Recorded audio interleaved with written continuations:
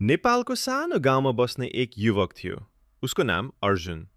घरको अवस्था निकै कमजोर थियो। बुबा बिरामी, आमाले अरूको घरमा काम गरेर घर चलाउनुहुन्थ्यो। साना दुई भाइ बहिनीको पढाइ रोकिने अवस्थामा थियो। अर्जुनले परिवारको दुःख देखेर विदेश जाने निर्णय गर्यो। ऋण काटेर ऊ विदेश पुग्यो। तर उसले सोचे जस्तो सजिलो थिएन।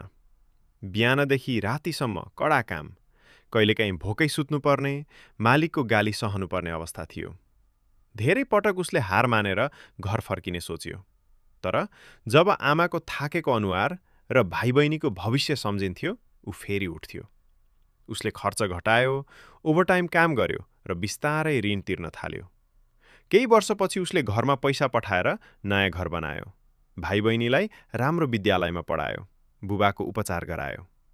पछि अर्जुनले विदेशमा सिकेको सिप प्रयोग गरेर नेपाल फर्केर आफ्नै सानो व्यवसाय सुरु गर्यो।